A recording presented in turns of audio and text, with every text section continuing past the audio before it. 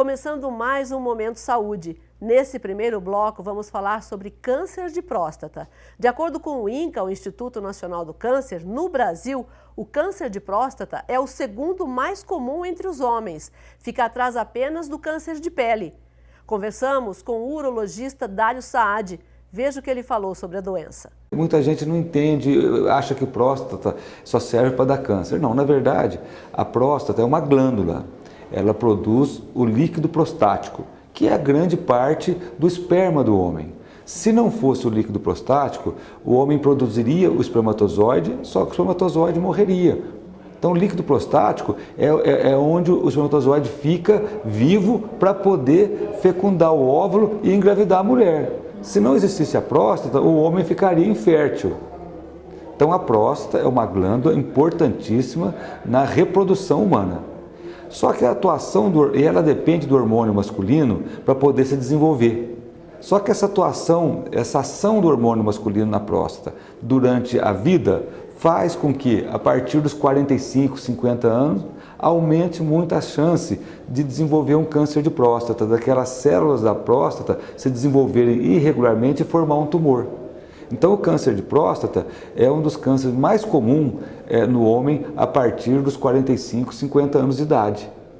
Então, é importante que o homem tenha essa informação para que ele possa ter atitudes de fazer um diagnóstico precoce, quer dizer, descobrir no começo, caso ele tenha infelicidade de ter o câncer de próstata.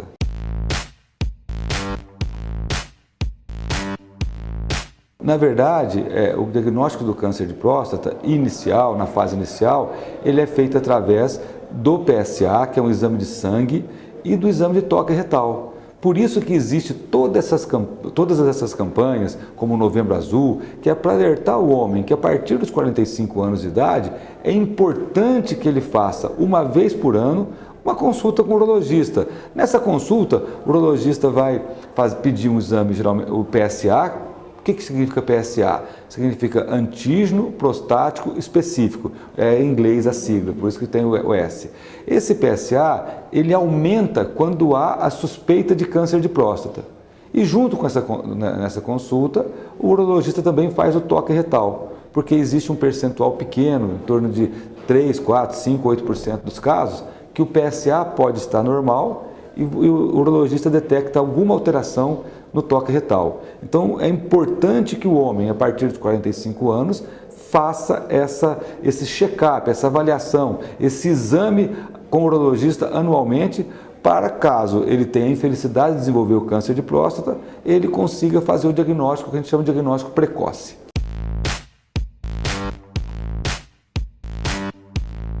Se ele fizer todo ano, ele tem 99% de chance de descobrir um eventual câncer de próstata no início. Por que esse protocolo? Porque o câncer de próstata descoberto no início, você tem chances reais de cura e chances grandes, 90%, 95% de cura.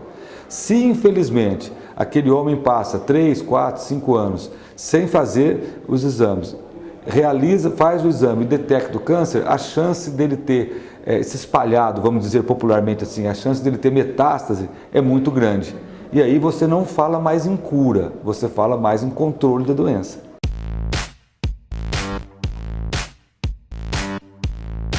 Como todo câncer, o cigarro ele está presente em todos os fatores que provocam. Então o cigarro é um, obesidade é outro, paciente muito obeso, algumas doenças associadas, como junto com a obesidade, diabetes, hipertensão, também estão relacionados. Mas é mais a questão do cigarro e a questão da obesidade.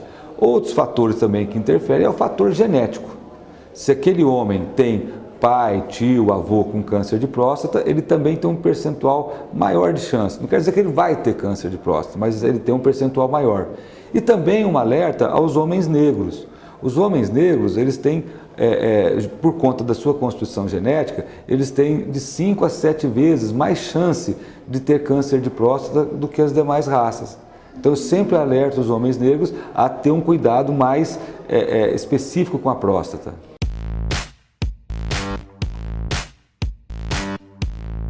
Na verdade, a prevenção é vida saudável. Há uns anos atrás, várias pesquisas usando uma substância chamada licopeno, que está presente no tomate, demonstrou algum efeito, mas não ficou comprovado que efetivamente ele previne o câncer de próstata. Então, a prevenção é uma vida saudável, evitar a obesidade, evitar o cigarro e, de forma geral, ter uma vida saudável.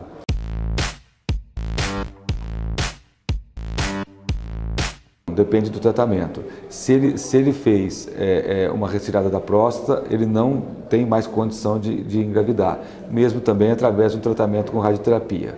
Mas é importante ressaltar que essa campanha, toda essa orientação de fazer um exame todo ano do câncer de próstata, é porque o câncer de próstata não dá sintomas.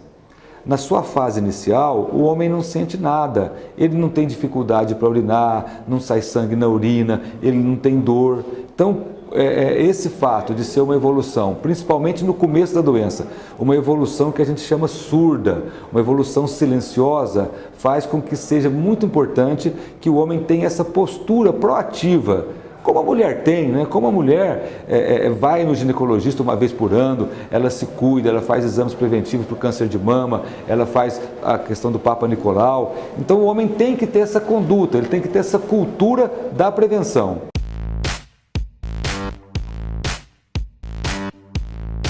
Nós temos a pesquisa e os protocolos do tratamento do câncer de próstata têm avançado muito.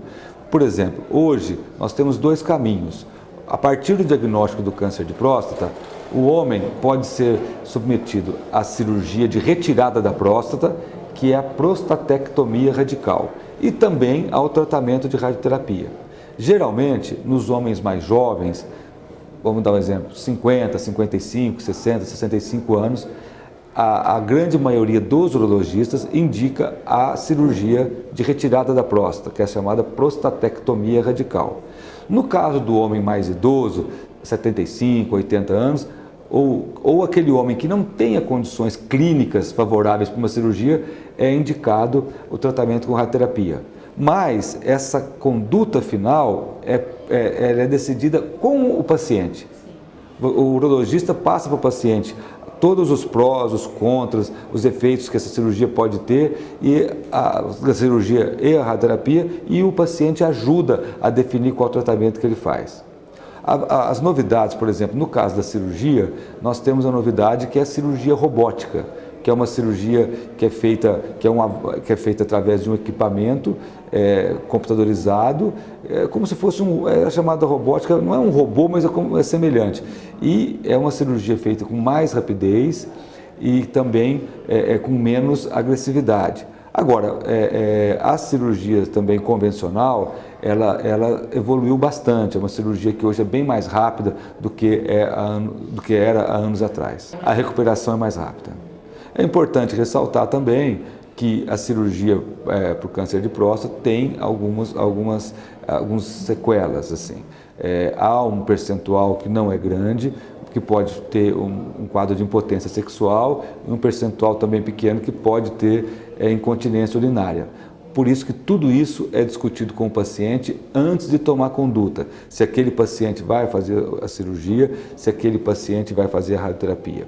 E é claro que, caso ocorra algum tipo de complicação, algum tipo de sequela pós-cirurgia, há tratamentos para isso também. Então, tudo isso é conversado com o paciente e, junto com o urologista, ele define qual tratamento vai seguir. O Momento Saúde volta já.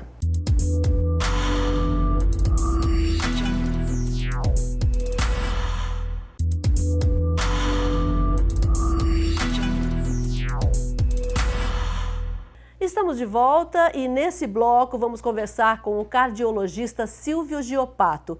Ele falou sobre sua especialidade, a cardiologia intervencionista. São procedimentos médicos invasivos para diagnóstico e tratamento de cardiopatias, mas que a cada dia recebem novos e atualizados aparelhos. Um grande avanço dos últimos anos foi a possibilidade de a gente tratar as doenças da válvula aórtica. A válvula aórtica é uma válvula que por onde sai o sangue que o coração bombeia para todo o nosso corpo. E é uma doença muito comum nas pessoas idosas. E as pessoas idosas são aqueles que têm maior risco cirúrgico. Então, uma cirurgia a céu aberto, onde você tem que expor o coração, fazer parada circulatória, para fazer essa troca, porque você não consegue fazer isso com o coração funcionando, nós hoje somos capazes, não é para todo mundo, mas casos bem selecionados, com aqueles de alto risco cirúrgico, nós conseguimos fazer o tratamento dessa doença, a estenose aórtica, através do implante de uma válvula aórtica por cateterismo, via percutânea, sem precisar abrir o peito, sem ter que fazer aquela cirurgia clássica de abrir o peito, parada cardíaca. Não, a gente consegue introduzir a válvula através da artéria, da perna, com uma incisão também pequena, não é uma incisão grande, e conseguimos implantar essa válvula por sobre a válvula doente do paciente. Então, ao invés de tirar a válvula doente e colocar uma nova, como é feita na cirurgia, nós colocamos por cima dessa válvula doente um dispositivo, uma válvula, uma prótese valvar nova, com um risco cirúrgico muito pequeno.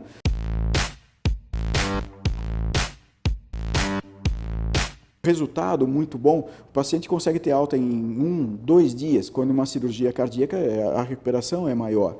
Então, para aqueles pacientes de alto risco cirúrgico ou que não possam ser operados por algum outro problema, alguma deformidade no tórax, alguma outra coisa, o paciente que já passou por uma cirurgia cardíaca, fez pontes de safena e agora precisa trocar a válvula, esse paciente tem maior risco de uma reoperação.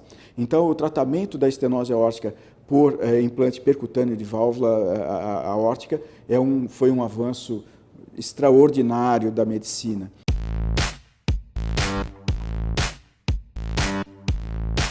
Conseguimos tratar também doenças da válvula mitral, que antes só era abordável através da cirurgia. Nós também conseguimos abordar essa válvula. É um procedimento bem mais complexo, mais demorado, mas também é possível em casos bem selecionados.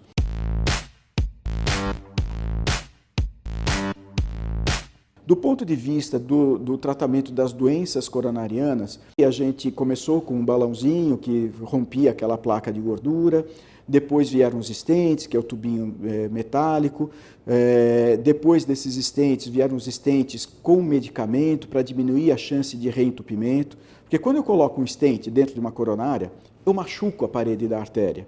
E aí começa um processo de cicatrização. E às vezes essa cicatrização dentro do stent é tão grande que volta a reentupir dentro dele, tá certo? Então foram desenvolvidos os stents farmacológicos, que tem um medicamento, ele carrega um medicamento para diminuir essa resposta inflamatória, diminuir a quantidade de tecido de cicatrização. Então, a chance desse paciente com stent farmacológico de reentupir é 50% a 70% menor do que aquele com stent convencional. Então, hoje, praticamente, a grande maioria, quase a totalidade dos pacientes que recebem stents, recebem os stents farmacológicos. E uma fronteira que a gente está brigando para vencer são os stents bioabsorvíveis.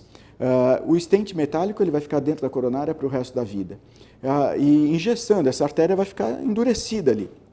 Então, nós estamos trabalhando para desenvolver dispositivos que são não metálicos, mas plásticos, e que possam desaparecer da circulação, permitindo que a artéria volte a funcionar como era antes. Nós demos um grande salto, tivemos um momento de grande euforia alguns anos atrás, mas tivemos que voltar alguns passos para melhorar essa tecnologia, ela ainda não está no ponto ideal.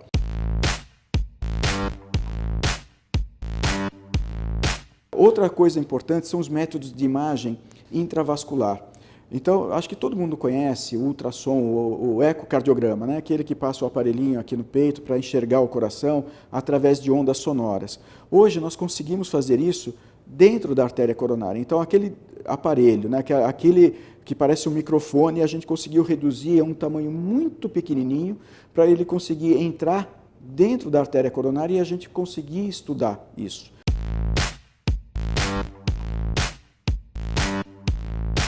Hoje, o Hospital Vera Cruz deu um grande salto de qualidade nesse sentido. O Hospital Vera Cruz tem essa característica, né, de sempre estar à frente, na vanguarda da tecnologia, do conhecimento. Em 2009, nós incorporamos no Hospital Vera Cruz o ultrassom intracoronário. junto com um método fisiológico chamado reserva de fluxo fracionada, pelos médicos mais conhecido como FFR, foi em 2009. Nós temos a maior experiência no interior de São Paulo com essas tecnologias. E agora, em maio, o Hospital Veracruz incorporou uma nova tecnologia, que é a tomografia de coerência óptica, parecido com o ultrassom intracoronário. Só que ao invés de usar ondas sonoras, nós utilizamos ondas luminosas. Qual é a diferença, né? Para ver a mesma estrutura, qual é a diferença?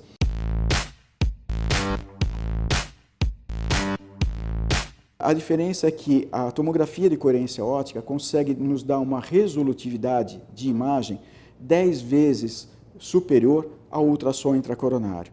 Então, para você ter ideia, um ultrassom ele consegue definir uma estrutura de até 150 micras. Então, você pega 1 milímetro e divide em 150. Essa é a estrutura mínima que ele consegue enxergar. A tomografia de coerência óptica consegue enxergar estruturas de até 60 micras. Então, o grau de definição de imagem é muito melhor. Você pode perguntar, para que serve isso, né? Qual a finalidade? Você faz o tratamento com isso? Não. Ele me auxilia nas angioplastias. Como eu estou fora do corpo, eu não consigo pegar uma artéria e olhar para ela, pegar uma régua, medir qual é o diâmetro desse vaso, qual é o comprimento dele. Eu não consigo isso, eu estou olhando por fora. Então, eu preciso de algum dispositivo que me dê a medida real do vaso. A angiografia ou cateterismo, ele não tem essa capacidade de resolução para nos dar esse detalhe milimétrico da coisa. E o ultrassom intracoronário e agora a tomografia de coerência óptica nos dá esse detalhamento. Com isso, eu posso escolher dispositivos cada vez mais adequados para cada paciente. Igual sapato. Se você calça 37, não adianta comprar o sapato 39. Você não vai se sentir bem. Você vai ter bolhas no pé. Do mesmo jeito, não adianta você comprar o 34, porque ele vai apertar o seu pé e você vai ter bolhas. O stent é a mesma coisa, ele tem que ser adequado para cada paciente. A angiografia, o cateterismo, ele não consegue dar esse grau de detalhamento, de refinamento. Já a tomografia de coerência óptica nos dá isso e nos auxilia demais. E qual é o impacto disso? Eu vou escolher melhor os dispositivos, eu vou ter menos chances de ocorrer aquele reentupimento. Se eu coloco um stent pequeno, aumenta a chance. Se eu coloco um stent muito grande, eu posso complicar, posso rasgar essa artéria. Então, com essas ferramentas, diminui a ocorrência de complicações e otimiza o meu resultado, me joga para um patamar muito melhor do que dos serviços, por exemplo, que não tem essa tecnologia. Então, com essa tecnologia, eu consigo oferecer para a população um trabalho, um resultado muito superior a se eu fizesse esses procedimentos guiados apenas e exclusivamente pela angiografia coronária. Por isso que nós estamos muito felizes com essa nova aquisição. A gente conversou com o hospital é um equipamento bastante caro, mas o hospital entendeu que isso é importante no processo de desenvolvimento, de qualidade do hospital, para que a gente possa oferecer, estar na vanguarda e oferecer cada vez produtos melhores para aqueles que nos procuram. Voltamos já.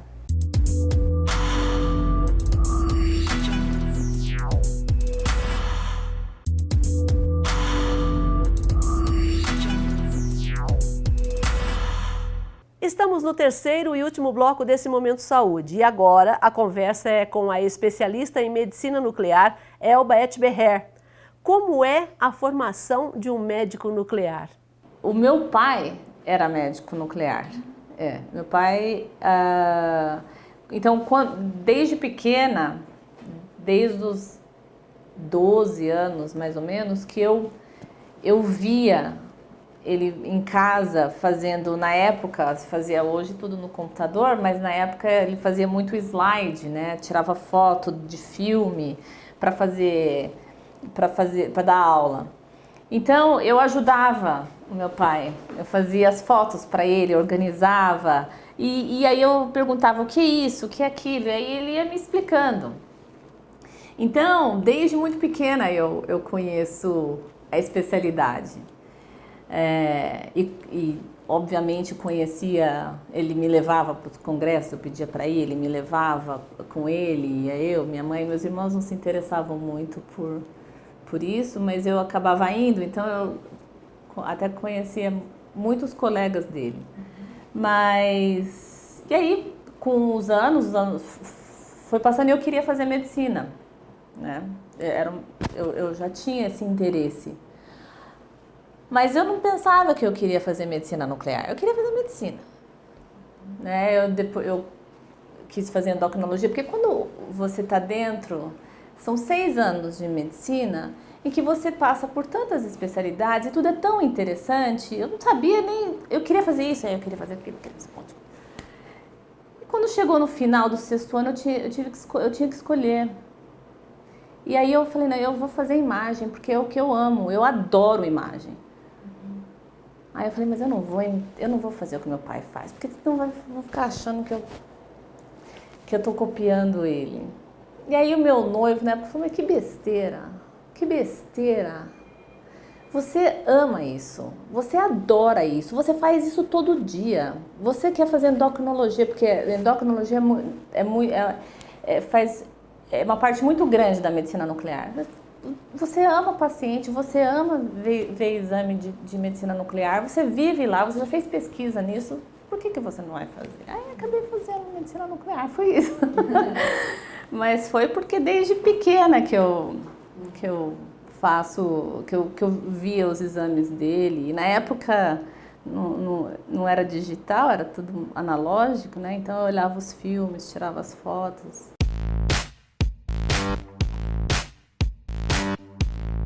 Nós morávamos nos Estados Unidos. E eu morei nos Estados Unidos até os 15 anos de idade. E foi lá que ele trabalhava na Johns Hopkins como médico nuclear e aí que eu comecei a me interessar. Eu ia lá na medicina nuclear, ficava lá com ele, enfim, ele ia para o plantão, pedia se eu podia ir junto. E daí eu vim para o Brasil, quando eu terminei o colegial, aí eu entrei na USP, fiz os 6 anos de medicina na USP e depois eu fui para a Unicamp, que eu estou aqui até hoje.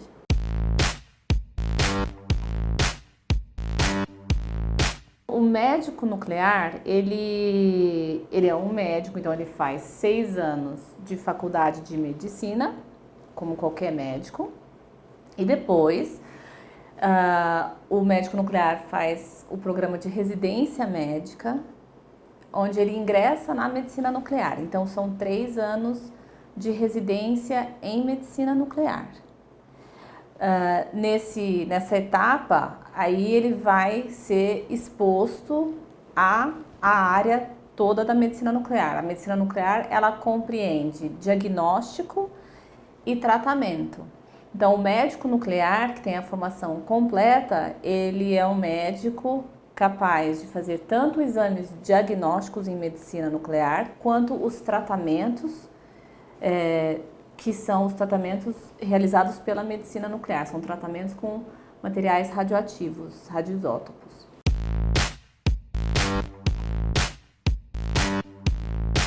A medicina nuclear é a especialidade em que o médico utiliza substâncias radioativas para identificar a doença ou tratar uma doença. Como que isso é feito? A substância radioativa normalmente a gente chama de radiofármaco. Então, é um material radioativo que normalmente está ligado a um fármaco. Então, vamos supor que você tenha um problema no coração. Nós queremos ver como é que está o fluxo do sangue no seu coração para ver se você tem alguma doença, uma obstrução no seu coração, por exemplo, nas coronárias. Nós usamos uma substância chamada Cestamib, que é uma substância que o músculo cardíaco ele acaba englobando. Então, pelo sangue, vai no músculo.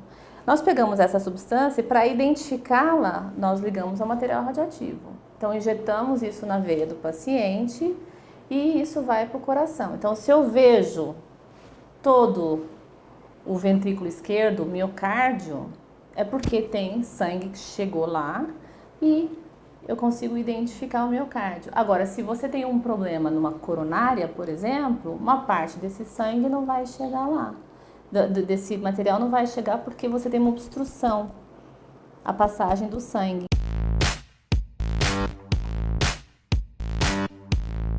Então, os exames de medicina nuclear, eles são fisiológicos praticamente, quer dizer, a gente utiliza uma substância que o organismo reconhece como dele. Vou dar um outro exemplo. Você tem um problema na tireoide.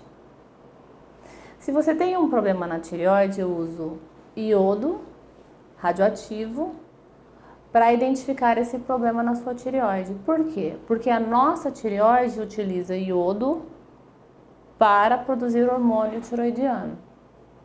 Então eu pego o iodo, mas eu pego o iodo radioativo. Por quê? Porque eu preciso identificá-lo. E aí, o paciente, eu não injeto, o paciente é por via oral. Então, em medicina nuclear, depende do que você vai usar. Ou o paciente, a gente faz uma inalação, ou o paciente toma um copinho com iodo, por exemplo, ou injeta na veia, enfim. Ou vai por uma sonda, conforme se você quer ver a bexiga e os rins, você põe por uma sonda diretamente na bexiga, o material. Depende do que você quer ver. E aí, esse material, então, está dentro do seu corpo, né? Na área em que você quer identificar. E o paciente com esse material radioativo dentro do corpo vai para um equipamento que detecta essa radiação e aí a gente consegue fazer uma imagem.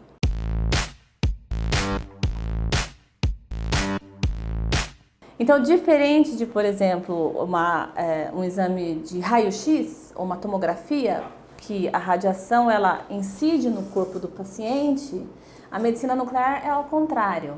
O paciente está radioativo e o detector detecta essa radiação. Se o paciente tem algum problema de saúde, então, por exemplo, ele tem um câncer na tireoide. Então, eu detectei, ele tem esse diagnóstico do câncer. Com o iodo radioativo, eu consigo rastrear, ver se espalhou, né, o câncer para outras áreas do corpo, que são chamadas as metástases. E se precisar, eu posso dar uma dose terapêutica, que a gente chama, para tratar esse paciente. Então, a medicina nuclear, as doses são doses de radiação que são pequenas, elas são doses tão pequenas que elas não causam efeito deletério para o paciente, as doses diagnósticas.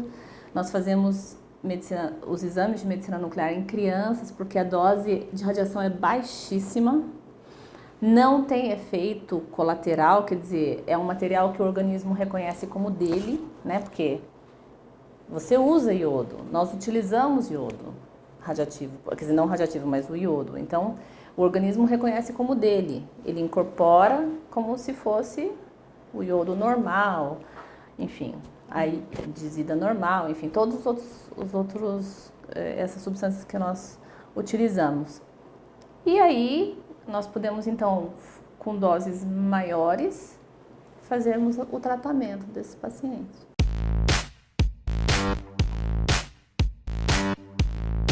Não é contraste, não.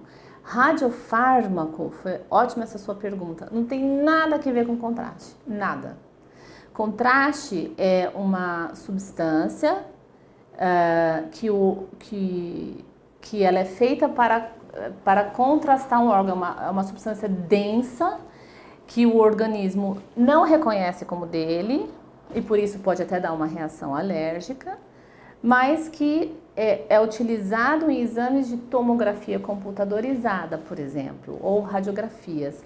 Não tem nada a ver com o radiofármaco, que é o material usado em medicina nuclear. Então, o contraste tem muitos pacientes que às vezes precisam fazer um exame com o iodo radioativo, porque tem um problema na tireoide. Às vezes falam assim, bom, eu sou alérgica a iodo. então eu não posso fazer esse exame. Não, você pode fazer esse exame. Por quê? Por exemplo, o sal de cozinha tem iodo, certo? Você já ouviu alguém ser alérgico a sal? Não existe. Por quê? Porque a quantidade de iodo que tem no sal de cozinha é tão pequeno que o sistema imune não detecta. E a mesma coisa é o iodo radioativo. A quantidade é tão pequena que o sistema imune nem percebe. Então, os materiais de medicina nuclear, eles não causam reação, porque o organismo reconhece como dele. É diferente de um contraste em que você injeta num paciente uma quantidade de material, num volume grande, com uma massa grande, e que isso pode eventualmente causar uma reação alérgica. E assim chegamos ao fim dessa edição do Momento Saúde. Obrigada pela companhia.